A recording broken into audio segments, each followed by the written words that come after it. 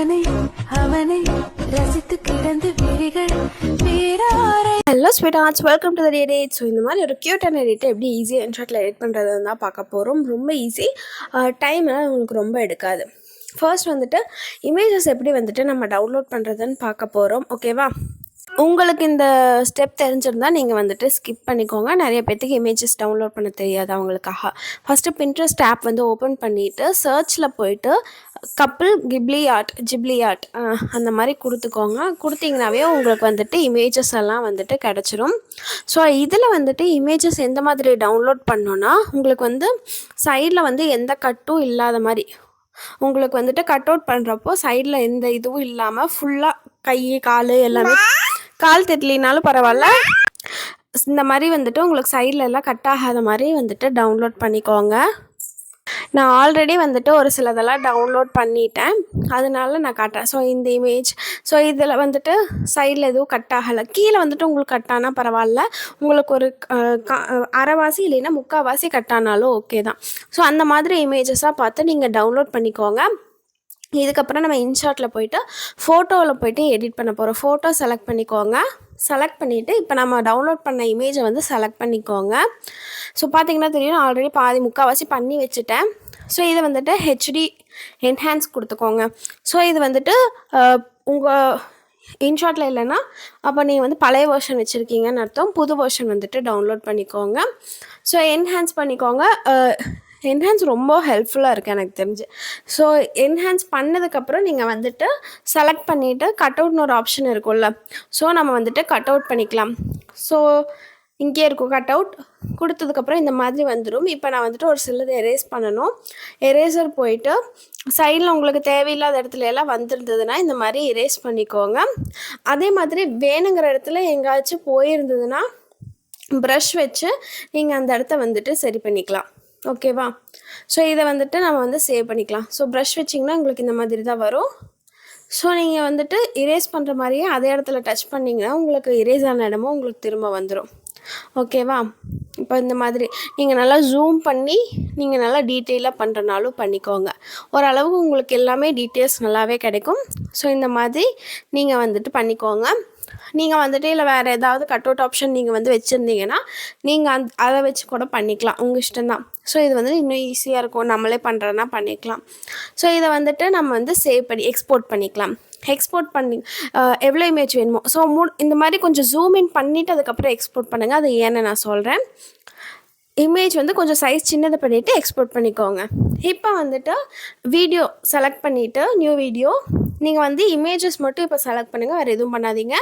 Images மட்டும் எந்தெந்த images வேணுமோ அந்த இமேஜஸ் எல்லாம் நீங்கள் வந்து இந்த மாதிரி செலக்ட் பண்ணிக்கோங்க. நம்ம பேக்ரவுண்ட் வந்து தனியாக ஆட் பண்ண போகிறோம். ஓகேவா? இது எதனாலனா நம்ம பேக்ரவுண்டில் கொடுத்துட்டு இதை வந்து பிப்பாக ஆட் பண்ணோம்னா இமேஜஸ்க்கு வந்து நம்ம எஃபெக்ட்ஸ் ஆட் பண்ண முடியாது.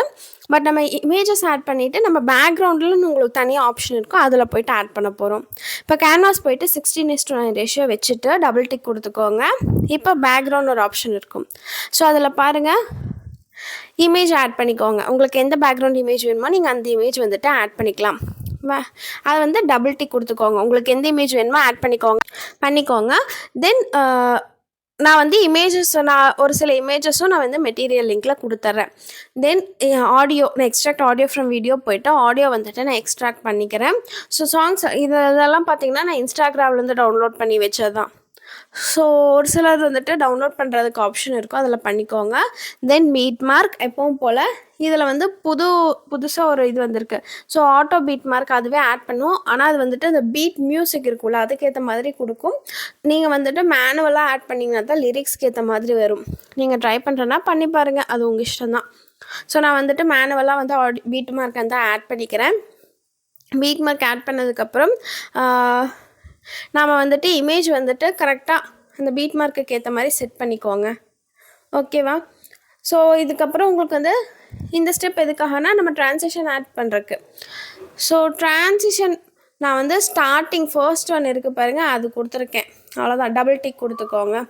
ஸோ இப்போ ட்ரான்சிஷன் ஆட் பண்ணதுக்கப்புறம் உங்களுக்கு இமேஜ் வந்துட்டு சேஞ்ச் ஆகிருக்கும் டியூரேஷன். ஸோ அதெல்லாம் கரெக்டாக சாங்கை ப்ளே பண்ணி பார்த்து இது பண்ணிக்கோங்க. நீங்கள் ட்ரான்சிஷன் அந்த பிளாக் அண்ட் ஒயிட் அந்த இதுவும் கீழே இருக்க பீட் மார்க்கோட டாட்டும் ஒரே நேரில் இருந்ததுன்னா உங்களுக்கு வந்து கரெக்டாக இருக்குதுன்னு அர்த்தம். ஓகேவா? இதுக்கப்புறம் நம்ம வந்து இமேஜ் வந்து எடிட் பண்ணுறேன்னா பண்ணிக்கோங்க. தென் எஃபெக்ட்டுக்கு போயிட்டு இதில் வந்து ஷேக்கில் கேம் ஷேக் ஒரே ஒரு வேல்யூ மட்டும் நான் வச்சுருக்கேன் பாயிண்ட்டு.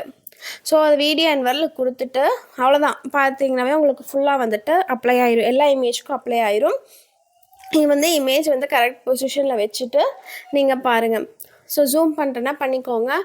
ஸோ கீழே வந்து ஷேக் ஆகிறப்போ கீழே மேலே போகும். ஸோ அதெல்லாம் நீங்கள் கரெக்டாக பார்த்து இமேஜ் வந்து வைங்க. சைஸ் இன்க்ரீஸ் பண்ணுறதும் சரி. ஸோ இப்போ பார்த்தீங்கன்னா நான் வந்து இமேஜஸ் வந்துட்டு பொசிஷன் வந்துட்டு சேஞ்ச் பண்ணிக்கலாம். ஸோ உங்களுக்கு லெஃப்ட்டில் வேணுமோ ரைட்டில் வேணுமோ வச்சுட்டு நான் வந்து இப்போ வந்து டெக்ஸ்ட் ஆட் பண்ணிக்கிறேன். பொசிஷன்லாம் சேஞ்ச் பண்ணிட்டேனா ஓகேவா? ஸோ அனிமேஷன் இன்னுக்கு ஒன்று ஜஸ்ட்டு ஃபேட் வச்சுருக்கேன். தென் இது வந்துட்டு இந்த ஃபாண்ட்டு இது வந்து வீடியோ என்வரில் கொடுத்துக்கோங்க. அதே மாதிரி இன்னொரு டெக்ஸ்ட்டு நீங்கள் உங்களுக்கு எந்த ஃபாண்ட் வேணுமோ அந்த ஃபாண்ட் யூஸ் பண்ணிக்கோங்க. பட் இதில் வந்து நான் யூஸ் பண்ணியிருக்க 2 ஃபாண்ட்டையுமே நான் உங்களுக்கு கொடுத்துட்றேன். ஓகேவா? இப்போ பார்த்தீங்கன்னா இதில் வந்துட்டு நீங்கள் பார்டர் இது இந்த இதில் வந்து டெக்ஸ்ட்டு ஸ்பேஸிங் இந்த இதுக்கு நான் யூஸ் பண்ணல. பட் ஃபர்ஸ்ட் ஒன் நம்ம ஆட் பண்ணோம்ல மேலே இருக்க டெக்ஸ்ட்டு, அந்த டெக்ஸ்ட்டுக்கு நான் வந்து லெட்டர் ஸ்பேஸிங் வந்து யூஸ் பண்ணியிருப்பேன். இங்கே பாருங்கள் தெரியுதா?